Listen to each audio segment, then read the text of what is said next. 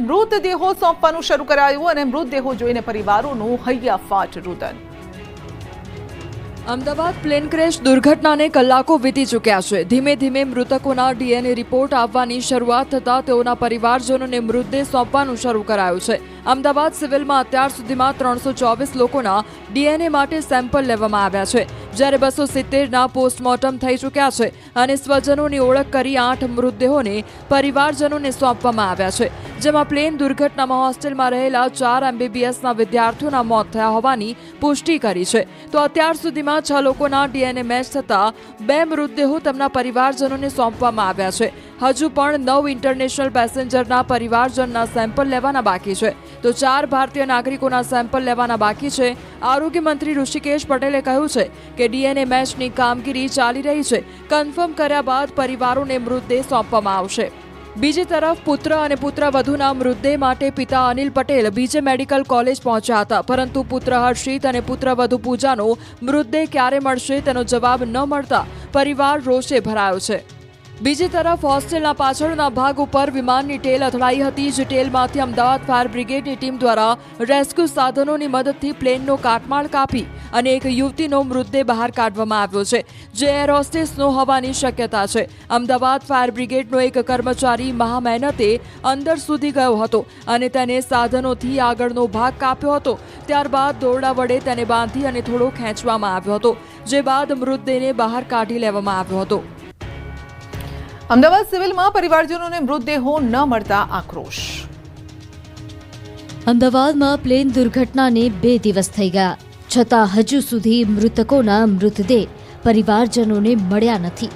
DNA sample લેવાઈ ગયા છે, 72 કલાકે તેના રિપોર્ટ આવશે। ઘટનાને 48 કલાક થઈ ગયા, પણ મૃતકોના પરિવારજનોને મૃતદેહો આપવામાં ન આવતા રોષ ફેલાયો છે। પરિવારજનો તંત્રને આગ્રહ કરી રહ્યા છે કે મૃતદેહ દેખાડો, અમારા વાલ સોયાને અમે ઓળખી લેશું, પરંતુ કોઈ જવાબ આપતું ન હોવાનો આક્ષેપ કર્યો। બીજી તરફ જેમની ઓળખ થઈ ગઈ છે તેવા પરિવારોને મૃતદેહો સોંપવામાં આવી રહ્યા છે। મૃતદેહો આપવા માટે સિવિલ હોસ્પિટલમાં 200 થી 250 એમ્બ્યુલન્સનો ખડકલો કરી દેવાયો છે। 108 સિવાય અન્ય જિલ્લામાંથી પણ એમ્બ્યુલન્સ બોલાવવામાં આવી છે। ટ્રસ્ટ અને ખાનગી એમ્બ્યુલન્સની પણ મદદ લેવામાં આવી છે। અમદાવાદ કોલેજની હોસ્ટેલમાં કામ કરતા લોકોએ નજર સામે જોયું મોત, કેવી રીતે બચ્યા સાંભળો આપવીતી। અમદાવાદની બીજે મેડિકલ કોલેજની હોસ્ટેલ પર પ્લેન ક્રેશ થયાને 48 કલાક થઈ ગયા છે, છતાં હજુ કેટલાક સભ્યો ગુમ છે। હોસ્ટેલની મેસમાં રસોઈ બનાવવાનું કામ કરતા એક મહિલા અને તેમની પૌત્રીની હજી સુધી કોઈ ભાળ મળી નથી। જહાંગીરપુરા ગામમાં રહેતા રવિના માતા અતુલ્ય હોસ્ટેલમાં કામ કરતા હતા। દાદી સાથે નાનકડી દીકરી પણ ગઈ હતી, ત્યારે જ પ્લેન ક્રેશ થતા બધા જ ભડતું થઈ ગયા હતા, પણ માતા અને પુત્રીને હજુ પરિવાર શોધી રહ્યો છે। હજુ કોઈ પત્તો લાગ્યો નથી। જો કે મહિલાની વહુ અન્ય જગ્યાએ ટિફિન આપવા જતા તે બચી ગઈ હતી, તો બાળક રમવા જતા બચી ગયો। અમે 1:05 અમે ટિફિન લઈ નીકળ્યા ને 1:40 તો આટલી બૂમ પડી ગઈ। અમે હોસ્ટેલમાં આવ્યા, બધી માસીઓ બહાર, પણ મારી સાસુ ને મારી દીકરી જ ના આવી ગયા। તો આ બંને નસીબદાર બહેનો પણ જ્યારે પ્લેન ક્રેશ થયું ત્યારે હોસ્ટેલમાં જ હતી, રસોઈ બનાવી રહી હતી। મેડિકલ કોલેજના પ્રથમ વર્ષના વિદ્યાર્થીઓને ગરમા ગરમ ભોજન ખવડાવી રહી હતી, ત્યારે જ આ દુર્ઘટના બની, જેથી બધું જ મૂકી બંને બહેનો જીવ બચાવવા ભાગી, છતાં થોડી દાજી પણ ભગવાનની કૃપાથી જીવ બચી ગયો। સાંભળો તેમના મુખેથી ઘટનાની ભયાનકતા। આ ઘટના બનીને એ વખતે અમે ઉપર રસોઈ જ બનાવતા હતા, એ 1:40 થયું હતું એ વખતે, અને મેડિકલના જે સ્ટુડન્ટ હોય ને ફર્સ્ટ યરવાળા એ લોકોને 1:30 વાગ્યાનો જમવાનો ટાઈમ હોય છે, કોલેજથી છૂટે એટલે જમવા આવતા હોય છે। એ વખતે અમે રોટલી જ બનાવતા હતા। એ વખતે ઉપર લગભગ 30-40 છોકરાઓ હતા, અને જેવા છોકરાઓ હજી તો થાળી લઈને બહાર બેન્ચીસ ઉપર જ જાય છે, એવો જ વિમાનનો ધડાકો થયો। જાણે એક સાથે 10 બાટલા ગેસના ફૂટતા અને એવો પ્રચંડ વિસ્ફોટ એવો થયો ને, તો અમે અમારો જીવ બચાવવા અમે દોડ્યા, પણ પાછળ જ આગ એટલી બધી હતી ને, તો પાછળથી આગ જ મારી બાજુ આવીએ, તો બી અમે પાછળ હાથે ને પગે ને બધે ઈજા થઈ છે અમારી, પણ અમે અમારો જીવ બચાવવા કશું લીધું નથી। ચંપલ બી નથી પહેર્યા, પાકીટ, મોબાઈલ, બધી વસ્તુ અમારી ઉપરની ઉપર જ મૂકીને અમે બધા ભાગવાની જ વાત કરી છે। અમે કેવી રીતે બહાર નીકળ્યા, આગ સીધી અમારા ઉપર જ આવી જઈ હતી। અમે કેવી રીતે બહાર નીકળ્યા એ જ અમને ખબર નહીં। ધુમાડો એટલો બધો સવાયેલો હતો ને, અને કોઈ શું દેખાતું નહોતું। આખી સીડી ઊંધી આવીને તો માડ સીડી આવી, આમ મોઢામાંથી બોલાય નહીં, શ્વાસ નહોતો લેવાતો, રંધામણ થઈ ગઈ હતી। 17 વર્ષના સગીરે તેના મોબાઈલમાં પ્લેન ક્રેશનો પહેલો વિડીયો બનાવ્યો હતો. અમદાવાદ પ્લેન ક્રેશનો જે લાઈવ વિડીયો આખી દુનિયામાં વાયરલ થઈ ગયો તે વિડીયો અન્ય કોઈએ નહીં પરંતુ એક 17 વર્ષના સગીરે ઉતાર્યો હતો. કરમની કેવી કઠણાઈ કે આર્યન અંસારીએ જિંદગીમાં પહેલીવાર આટલી નજીકથી પ્લેન જોયું અને મિત્રોને બતાવવા વિડીયો ઉતાર્યો, પરંતુ પ્લેનનો પ્રથમ વિડીયો જ દુર્ઘટનાનો નીકળ્યો. અમદાવાદ એરપોર્ટ તેમજ જ્યાં પ્લેન તૂટી પડ્યું હતું એની વચ્ચેના લક્ષ્મીનગરમાં આર્યન અંસારી નામના સગીરે આ વિડીયો ઉતાર્યો હતો. ધોરણ 12માં અભ્યાસ કરતો આર્યન 3 દિવસ પહેલા જ અમદાવાદ આવ્યો હતો. જે મકાનમાં તેમનો પરિવાર ભાડે રહે છે તેના 3જા માળેથી જીવનમાં પહેલીવાર આટલી નજીકથી પ્લેન જોયું અને મોબાઈલ હાથમાં લઈને એનો વિડીયો ઉતાર્યો હતો. આ ઘટનાથી ગભરાઈ ગયો હતો. સાંભળો તેના જ મુખે આપવીતી. मैं गांव में रहता हूँ, इसलिए मेरे गांव से पास से विमान जाता नहीं, इसलिए मेरे कभी देखा नहीं था, इसलिए पहली बार ही अहमदाबाद आया था और अहमदाबाद से पास से विमान जा रहा था तो मैंने लगा वीडियो उतार दूँ, मेरे दोस्त को दिखाऊंगा ऐसा करके वीडियो उतारा था. प्लेन ऐसे ऐसे करके जा रहा था और वहाँ मैं कर रहा था कि वहाँ एयरपोर्ट है तो लैंडिंग कर रहा है, ऐसा मैंने लगा वहाँ जाके ब्लास्ट हो गया, मैंने सोचा भी नहीं था. હવે આ બહેનથી પણ મળો. આ છે કૈલાસબા, જેમના મકાન પરથી જ આર્યને વિડીયો ઉતાર્યો. તેમણે પણ પ્લેન ક્રેશની આ ઘટના નજરે જોઈ હતી. અગાઉ એટલું જ નહીં, તેમણે અમદાવાદમાં 1988માં પ્લેન દુર્ઘટના પણ નજરે જોઈ હતી. ઘેર જતા હતા એટલે કોટના જોડે આ બાજુ અમારું મકાન છે, ત્યાં લીમડો છે, એ લીમડાના પત્તાને અડતા અડતા રહી ગયું. તો હું એમ કહું છું વહુને કે આ બલુંગ આગળ જતા પડશે, કેમ કે પહેલાં પડ્યું હતું, એ પહેલાં કોતરપુરમાં પડ્યું હતું એટલે આ બલુંગ બી ત્યાં જ પડશે. શું આગળ જતા જો આટલામાં પડશે તો આપણી વસ્તી બધી એ થઈ જશે. અને ઘેર જઈને 2 જ કોડિયા મોંમાં નાખ્યા છે અને તરત જ ખબર પડી કે બલુંગ હળગ્યું. અમને તો ખબર જ હતી કે આ બલુંગ આખું થથડતું હતું અને એ બલુંગ આટલે આવ્યું ને ત્યાં સુધી મશીન ચાલુ હતું, પછી બલુંગનું મશીન ચાલુ નહોતું, અવાજ નહોતો આવતો. ખંભાત, આણંદ, વડોદરાનો પણ પરિવાર વિખેરાયો. અમદાવાદમાં થયેલી પ્લેન ક્રેશની ઘટનામાં ખંભાતના મુસાફર પણ ભોગ બન્યા. ખંભાત તાલુકાના પીપળોઈ ગામના મુકુંદ પટેલ તેમના પત્ની તેમજ પુત્ર અને પુત્રવધૂને મળવા માટે લંડન જઈ રહ્યા હતા, પરંતુ તે લંડન પહોંચે તે પહેલા જ તેમનું મોત થઈ ગયું છે. પરિવારને આ વાતની જાણ થતાં પરિવાર પર શોકનું મોજું ફરી વળ્યું છે. તો ડાકોરમાં રહેતા પૂર્ણિમાબેન પટેલનું પણ આ દુર્ઘટનામાં અવસાન થયું છે. પોતાના પુત્રને મળવા તેઓ લંડન જઈ રહ્યા હતા. 3 વર્ષ બાદ તેમના પુત્રને તેઓ મળવાના હતા. પોતાના પુત્રને મળવા તેઓ ઉત્સુક હતા, પરંતુ પુત્રને મળે તે પહેલા જ કાળ તેમને ભરખી ગયો. તેમને શું ખબર હતી કે આ ક્ષણો તેમની અંતિમ ક્ષણો બની જશે. દુર્ઘટનાની જાણ થતાં જ પરિવારજનો પર દુઃખનો પહાડ તૂટી પડ્યો છે. બીજી તરફ વડોદરાની અંજુ શર્માનું અમદાવાદ વિમાન દુર્ઘટનામાં દુઃખદ અવસાન થયું છે. અંજુ શર્મા લંડનમાં રહેલી પોતાની મોટી દીકરી નિમ્મી શર્માને મળવા જઈ રહ્યા હતા. નિમ્મી શર્માએ દુઃખ સાથે એર ઇન્ડિયાની સુરક્ષા વ્યવસ્થાની પણ કડક ટીકા કરી છે. અંજુ શર્માના પાડોશીઓ પણ તેમના નિધનથી શોકમાં છે. અમદાવાદ પ્લેન દુર્ઘટનાના મૃતદેહો માટે વડોદરામાં બને છે કોફિન બોક્સ. અમદાવાદમાં 12 જૂનના રોજ એર ઇન્ડિયાના પ્લેન ક્રેશની દુર્ઘટનામાં મુસાફરોએ પોતાનો જીવ ગુમાવ્યો છે. ત્યારે તેમના મૃતદેહોને તેમના નિવાસસ્થાને સુરક્ષિત પહોંચાડવા માટે વડોદરામાં કોફિન બોક્સ બની રહ્યા છે. વડોદરા શહેરમાં ફતેગંજ વિસ્તારમાં આવેલા હિલ મેમોરિયલ કમ્પાઉન્ડ ખાતે કોફિન બોક્સ તૈયાર કરવામાં આવી રહ્યા છે. આ કામગીરી માટે અમદાવાદથી સૂચનાઓ મળી છે અને ગુજરાત સરકારની સૂચનાઓ આધારે 120 બોક્સ અમદાવાદ સિવિલ હોસ્પિટલ મોકલવામાં આવશે, જ્યાંથી આગળની કાર્યવાહીને મૃતદેહોને તેમના વતન રવાના કરવામાં આવશે. આ કાર્યક્રમમાં નવીન રજવાડી અને તેમની મિત્રોની ટીમે રાત દિવસ અથાગ મહેનત કરીને કોફિન બોક્સ તૈયાર કરી રહ્યા છે. અત્યાર સુધીમાં 30થી વધુ કોફિન તૈયાર થઈ ગયા છે. આ બોક્સ પર કપડાના માધ્યમથી પ્લાય પર ચઢાવવામાં આવી રહ્યા છે. એક કોફિન બનાવતા 2 કલાકનો સમય લાગે છે. 15થી વધુ કારીગરો કામે લાગ્યા છે. ગઈકાલ રાતથી સતત કોફિન બનાવવાની કામગીરી ચાલી રહી છે.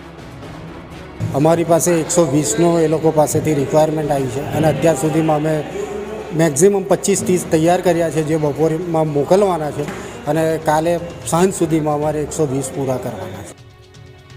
જે હોસ્ટેલની મેસ પર વિમાન ક્રેશ થયું તે અતુલ્યમ હોસ્ટેલ ખાલી કરાવવામાં આવી. અમદાવાદમાં બીજે મેડિકલ કોલેજની હોસ્ટેલના મેસમાં પ્લેન ક્રેશ થતા વિદ્યાર્થીઓ ડરી ગયા છે. તંત્રએ તાત્કાલિક હોસ્ટેલ ખાલી કરાવી છે. જેથી હોસ્ટેલમાં રહેતા ભાવિ તબીબો રોડ પર આવી ગયા છે. પ્લેન ક્રેશની દુર્ઘટના બાદ અતુલ્યમ હોસ્ટેલ ખાલી કરવામાં આવી. હોસ્ટેલની ચારેય બિલ્ડિંગ ખાલી કરવામાં આવી છે. બીજે મેડિકલ કોલેજના વિદ્યાર્થીઓ માટે અલગ અલગ હોસ્ટેલમાં વ્યવસ્થા કરવામાં આવી છે. આ ઉપરાંત 1 વર્ષ માટે 50 રૂમ ભાડા પર લેવામાં આવ્યા છે. તો કેટલાક વિદ્યાર્થીઓએ વતનની વાટ પકડી છે. નોંધ્ય છે કે અતુલ્યમ હોસ્ટેલ 2 અને 3માં GCIRના 100 ડોક્ટર રહેતા હતા. હવે આ લોકો આ ઘટનાથી આઘાતમાં છે. આવતીકાલે વિજય રૂપાણીનો આવશે DNA રિપોર્ટ. રાજકોટમાં અંતિમ દર્શનની તડામાર તૈયારી. ગુજરાતના પૂર્વ મુખ્યમંત્રી વિજયભાઈ રૂપાણીનું અમદાવાદમાં પ્લેન ક્રેશમાં નિધન થયા બાદ તેમની અંતિમ વિધિ રાજકોટમાં કરાઈ શકે છે. અમદાવાદમાં DNA મેચની કાર્યવાહી પૂર્ણ થયા બાદ રૂપાણી પરિવારના સભ્યો રાજકોટ પહોંચશે. આવતીકાલે વિજય રૂપાણીનો DNA રિપોર્ટ આવી શકે છે. કાલે સવારે અથવા બપોર સુધીમાં DNA રિપોર્ટ આવી શકે, જે બાદ પૂર્વ મુખ્યમંત્રીનો મૃતદેહ પરિવારને સોંપાશે. જે પહેલા વિજયભાઈ રૂપાણીના પુત્ર ઋષભ ગાંધીનગર પહોંચ્યા છે. અમેરિકાથી વહેલી સવારે ગાંધીનગર પહોંચી ગયા છે. રાજકોટમાં વિજયભાઈ રૂપાણીની અંતિમ વિધિ કરાઈ શકે છે. નિર્મલા કોન્વેન્ટ સ્કૂલ રોડ પર આવેલી પ્રકાશ સોસાયટીમાં વિજયભાઈ રૂપાણીના નિવાસસ્થાન પર પાર્થિવ દેહને અંતિમ દર્શન માટે રાખવામાં આવશે. ત્યારે રાજકોટમાં તૈયારીઓનો ધમધમાટ શરૂ કરી દેવામાં આવ્યો છે. ભાજપના નેતા કમલેશ મીરાણી, પુષ્કર પટેલ, મનીષ રાડિયાએ પ્રકાશ સોસાયટી ખાતે આવેલા રૂપાણીના નિવાસસ્થાને પહોંચી તૈયારી શરૂ કરી છે. સાથે જ રૂપાણીના ઘર નજીક આવેલા ધ્યાનશંકર પ્રગટેશ્વર મહાદેવના મંદિર ખાતે અંતિમ વિધિ માટેની તૈયારીઓ શરૂ કરી દેવામાં આવી છે. મંદિરના પટમાં મંડપ નાખવામાં આવી દેવાયો છે. તો રેસકોર્સ ખાતે શ્રદ્ધાંજલિ કાર્યક્રમનું આયોજન કરાશે. રેસકોર્સ ગ્રાઉન્ડ પર આવેલું કવિ શ્રી રમેશ પારેખ રંગમંચમાં શ્રદ્ધાંજલિ કાર્યક્રમ યોજાશે. ત્યાં પણ તંત્ર દ્વારા તૈયારીઓ શરૂ કરવામાં આવી છે. શ્રદ્ધાંજલિ કાર્યક્રમમાં રાજકોટ સહિત સમગ્ર ગુજરાતથી ભાજપના નેતાઓ અને કાર્યકરો આવશે. 2500 ખુરશી અને જર્મન ડોમ ઊભો કરવા માટેની તૈયારીઓ શરૂ કરાઈ છે. રાજકોટવાસીઓએ બંધ પાડી વિજય રૂપાણીને શ્રદ્ધાંજલિ અર્પણ કરી. ગુજરાતના પૂર્વ મુખ્યમંત્રી વિજય રૂપાણીના નિધન બાદ રાજકોટ આઘાતમાં સરી પડ્યું છે. રાજકોટનું ઘરેણું, રાજકોટનું હીર વિજય રૂપાણીને શ્રદ્ધાંજલિ પાઠવવા માટે આખું રાજકોટ બંધ રહ્યું. વિજય રૂપાણીની અંતિમ વિધિ પહેલા રૂપાણીને શ્રદ્ધાંજલિ પાઠવવા રાજકોટ ચેમ્બર ઓફ કોમર્સ દ્વારા બંધનું એલાન કર્યું હતું, જેને 108 સંસ્થાઓએ ટેકો જાહેર કર્યો હતો. જેના પગલે આખા રાજકોટની બજારમાં સન્નાટો છવાઈ ગયો. રાજકોટના મોટા ભાગની બજારો સવારથી જ ખુલી ન હતી. રાજકોટનો ધર્મેન્દ્ર રોડ, લાખાજી રાજ રોડ, ઘી કાંટા રોડ, સોની બજાર સહિત શહેરની તમામ બજારો વેપારીઓએ સ્વયંભૂ અડધો દિવસ ધંધા રોજગાર બંધ રાખીને દિવંગત વિજયભાઈને શ્રદ્ધાંજલિ આપી. Engineering association, Shapar Veraval industrial association સહિતના અનેક ઔદ્યોગિક સંગઠનો આ બંધમાં જોડાયા. તો ખાનગી શાળા અને નગર પ્રાથમિક શિક્ષણ સમિતિની શાળાઓમાં પણ આજે શિક્ષણ કાર્ય બંધ રહ્યું. રાજકોટની 600થી વધુ શાળાઓ બંધ રહી. ઇન્ડિયન મેડિકલ એસોસિએશન દ્વારા મૃતકોને શ્રદ્ધાંજલિ આપવા માટે બ્લડ ડોનેશન કેમ્પ યોજાયો. બીજી તરફ પૂર્વ મુખ્યમંત્રીના નિધનને લઈ રાજકોટ શહેરના રાજમાર્ગો પર ઠેર ઠેર હોર્ડિંગ્સ લગાવવામાં આવી રહ્યા છે. ભાવપૂર્ણ શ્રદ્ધાંજલિ, આપ સદૈવ મારી સ્મૃતિમાં રહેશો તે સહિતના લખાણો સાથેના હોર્ડિંગ્સ રાજકોટ શહેરના રાજમાર્ગો પર લગાવવામાં આવ્યા છે. રાજકોટના Kisanpara, racecourse ring road, Yagnik road, Chaudhari high school, જિલ્લા પંચાયત, ત્રિકોણબાગ, 150 ફૂટ રોડ સહિતના રાજમાર્ગો પર પૂર્વ મુખ્યમંત્રી વિજય રૂપાણીના ફોટાવાળા હોર્ડિંગ્સ લગાવવામાં આવ્યા છે. હોર્ડિંગ્સમાં વિજય રૂપાણીની સાથોસાથ પ્લેન દુર્ઘટનામાં સર્વે દિવંગતોને ભાવપૂર્ણ શ્રદ્ધાંજલિ સહિતનાઓનો ઉલ્લેખ પણ કરવામાં આવ્યો છે. તો જામનગરમાં પણ વિજયભાઈ રૂપાણીને શ્રદ્ધાંજલિ આપતા બેનરો લાગ્યા. રાજ્યસભાના સાંસદ અને રિલાયન્સના ડાયરેક્ટર પરિમલ નથવાણી દ્વારા ભાવભીની શ્રદ્ધાંજલિ આપતા બેનરો લાગ્યા. ભાજપના પૂર્વ પ્રમુખોએ પણ વિજયભાઈ રૂપાણીને આપી હૃદયાંજલિ. જામનગરના લાલ બંગલા સર્કલમાં પૂર્વ મુખ્યમંત્રી વિજય રૂપાણીને શ્રદ્ધાંજલિ આપતા બેનરો લાગ્યા. વિજય રૂપાણીના નિધનથી રાજકોટ જ નહીં, રાજકોટ આસપાસના ગામડાઓમાં પણ શોક. અમદાવાદમાં પ્લેન ક્રેશની ઘટનામાં રાજકોટના પનોતા પુત્ર અને પૂર્વ મુખ્યમંત્રી વિજય રૂપાણીનું નિધન થતાં આખું ગુજરાત શોકમાં છે. રાજકોટ તો આઘાતમાં સરી પડ્યું છે, તો રાજકોટની આસપાસના ગામડાઓમાં પણ શોકનું મોજું ફરી વળ્યું. વિજય રૂપાણીના મોતથી રાજકોટ પાસે પરાપીપળિયા ગામમાં સન્નાટો છવાઈ ગયો છે. આ ગામના લોકોએ કહ્યું કે વિજય રૂપાણીના નિધન બાદ એવું લાગે છે કે ગુજરાતે જાણે ઘરેણું ગુમાવ્યું હોય.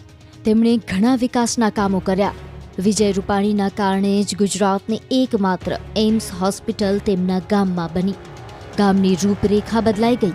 આ ગામ તેમના કારણે જ દેશભરમાં જાણીતું બન્યું. ગામની જમીન એક સમયે 1 એકર 32 લાખમાં વેચાતી હતી, પરંતુ એમ્સ આવવાથી 1 એકર જમીનનો ભાવ 3 કરોડ રૂપિયા બોલાઈ રહ્યો છે. આ શક્ય બન્યું માત્ર વિજય રૂપાણીના કારણે. એટલે ગ્રામજનો અનેક પેઢીઓ સુધી વિજય રૂપાણીનું ઋણ નહીં ચૂકવી શકે. લોકો કહી રહ્યા છે કે વિજય રૂપાણી નથી રહ્યા તે વાત મન માનવા તૈયાર જ નથી. કંઈક આ રીતે મંત્રોચ્ચારથી પૂર્વ મુખ્યમંત્રી વિજય રૂપાણીને શ્રદ્ધાંજલિ આપવામાં. પ્લેન દુર્ઘટનામાં પૂર્વ મુખ્યમંત્રી વિજય રૂપાણીનું નિધન થતાં અંબાજીમાં પણ શોકનો માહોલ છવાયો છે. તેઓ માં અંબાના પરમ ભક્ત હતા. અવારનવાર અંબાજી દર્શનાર્થે પરિવાર સાથે આવતા હતા. ત્યારે ઘટનાને લઈ શક્તિપીઠ અંબાજી મંદિરના બ્રાહ્મણોએ પણ ભારે દુઃખની લાગણી વ્યક્ત કરી. બ્રાહ્મણોએ હવન કરી રૂપાણી સહિત તમામ મૃતકોને શ્રદ્ધાંજલિ પાઠવી. ચાચર ચોકમાં દિવંગત આત્માઓ માટે મંત્રોચ્ચાર કરાયા. તો મોડાસામાં ગાયત્રી પરિવાર દ્વારા શ્રદ્ધાંજલિ અર્પણ કરાઈ. ગાયત્રી ચેતના કેન્દ્ર ખાતે મહામૃત્યુંજય મંત્ર સાથે પાઠ કરી પ્લેન ક્રેશના મૃતકોની આત્માની શાંતિ માટે કરાઈ સામૂહિક પ્રાર્થના.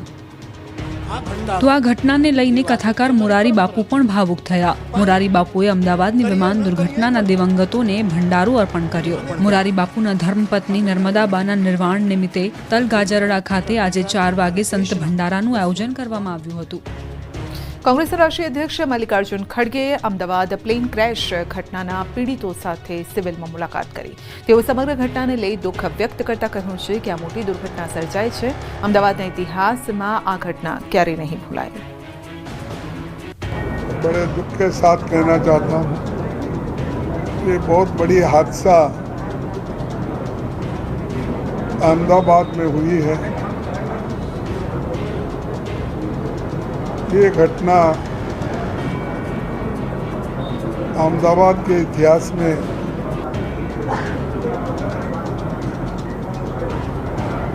कोई भूलेगा नहीं. जो भी इतिहास लिखेगा उसमें एक नमूद होगा कि ऐसी बड़ी घटना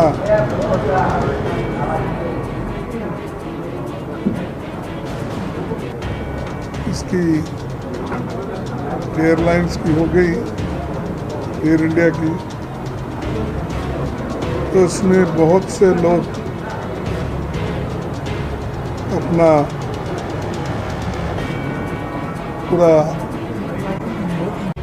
તાપીના વ્યારા, બાજીપુરા સહિત આસપાસના વિસ્તારોમાં ગાજવીજ સાથે વરસાદનું આગમન થયું છે. દિવસ દરમિયાન ભારે ગરમી અને ઉકળાટ બાદ સાંજે ગાજવીજ સાથે વરસાદની એન્ટ્રી થઈ. વરસાદના પગલે સમગ્ર વાતાવરણમાં ઠંડક પ્રસરી જતા લોકોને ગરમીથી હાશકારો અનુભવાયો છે.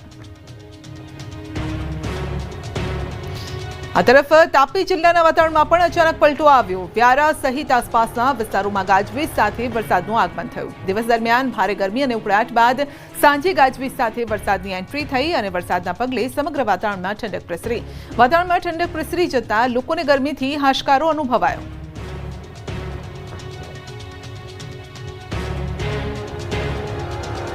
રાજ્યમાં વાજતે ગાજતે ચોમાસાની એન્ટ્રીની તૈયારી. 20 જૂનથી 8 ઇંચ વરસાદ ત્રાટકી શકે. ગુજરાતના ખેડૂતો માટે આનંદના સમાચાર આવ્યા છે. જે વરસાદની આતુરતાપૂર્વક રાહ જોવાઈ રહી હતી તે ચોમાસું હવે ગુજરાતના બારણે ટકોરા મારી રહ્યું છે. માત્ર 72 કલાક એટલે કે 3 દિવસમાં ગુજરાતમાં રૂમઝૂમ કરતું ચોમાસું જોવા મળશે. હવામાન વિભાગની આગાહી મુજબ 3 દિવસમાં ગુજરાતમાં બેસી શકે છે ચોમાસું. 19 દિવસ બાદ ચોમાસાને લઈને શુભ સંકેત આવ્યા છે. ગુજરાતમાં ચોમાસું બેસવા માટે અનુકૂળ સ્થિતિ છે. હાલ 7 દિવસ રાજ્યમાં વરસાદી વાતાવરણની સંભાવના છે. હળવાથી લઈ અતિભારે વરસાદ પડી શકે. આવતીકાલે અમરેલી, ભાવનગરમાં ભારે વરસાદ પડી શકે. નર્મદા, તાપી, નવસારીમાં કાલે ભારે વરસાદનું એલર્ટ આપ્યું છે. તો ડાંગ, વલસાડમાં પણ કાલે ભારે વરસાદની આગાહી છે. તો અમરેલીમાં બપોર બાદ ઝમાઝમ વરસાદનું આગમન થયું અને કેટલાક વિસ્તારોમાં તો ખાસ કરીને ગ્રામ્ય વિસ્તારોમાં રસ્તા વચ્ચેથી પાણી વહેતા થયા હતા.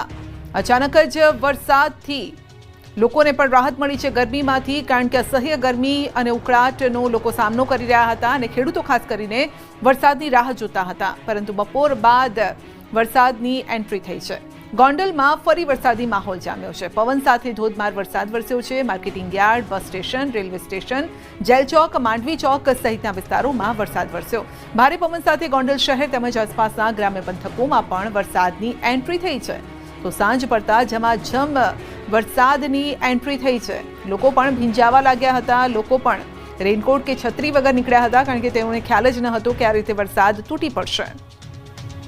તો રાજકોટ શહેરમાં પણ ગાજવીજ સાથે ધોધમાર વરસાદ. શહેરના Paras society, Nirmala road, Kotecha road સહિતના વિસ્તારોમાં વરસાદ છે. ભારે ગાજવીજ થઈ રહી છે અને સવારથી ભારે બફારો પણ થતો હતો.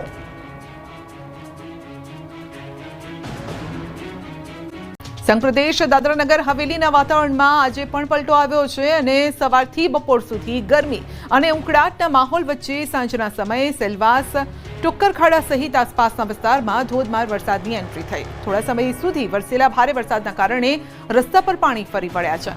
વરસાદના કારણે વાતાવરણમાં ઠંડક પ્રસરી છે અને લોકોએ ગરમી અને બફારાથી રાહત અનુભવી છે.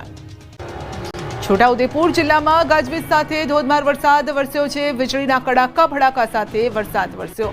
6 તાલુકામાં ધોધમાર વરસાદ વરસ્યો. છોટાઉદેપુર, ક્વાંટ, સંખેડા, બોડેલી, પાવીજેતપુર, નસવાડીમાં પવન સાથે વરસાદ શરૂ થયો. હવામાન વિભાગ દ્વારા કરવામાં આવેલી આગાહી મુજબ છોટાઉદેપુર જિલ્લામાં વરસાદ વરસ્યો છે. અસહ્ય ગરમી અને બફારાથી લોકોને રાહત મળી છે. છેલ્લા 3 દિવસથી અસહ્ય ઉકળાટ હતો, પરંતુ વરસાદ બાદ ઠંડક મળી છે. આ તરફ છોટાઉદેપુરમાં ભારે પવન ફૂંકાયો અને બોડેલી તાલુકાના જબુ ગામ પાસે વૃક્ષ ધરાશાયી થયું. જબુ ગામ પાસે પિકઅપ વાહન ઉપર વૃક્ષ ધરાશાયી થયું. વૃક્ષ ધરાશાયી થતા ટ્રાફિક જામના દ્રશ્યો જોવા મળ્યા. દાહોદ જિલ્લામાં પણ ભારે પવન સાથે વરસાદ વરસ્યો છે. લીંબડી, ઝાલોદ સહિતના અનેક ગામોમાં ભારે પવન સાથે વરસાદ. તેજ પવન સાથે વરસાદની એન્ટ્રી.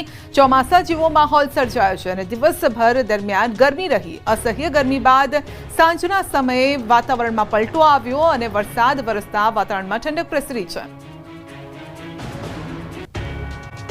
વરસાદની તો અમરેલીના ખાંભા ગીરના ગ્રામ્ય વિસ્તારમાં વરસાદનું આગમન થયું છે. અસહ્ય ગરમી અને બફારા બાદ ખાંભા ગીરના ગામડાઓમાં વરસાદ શરૂ થયો છે. ખાંભાના લાસા, ધાવડિયા, ભાણિયા સહિતના ગામોમાં વરસાદની એન્ટ્રી થઈ છે. લાસા ગામની શેરીઓમાં વરસાદી પાણી પણ વહેતા થયા છે.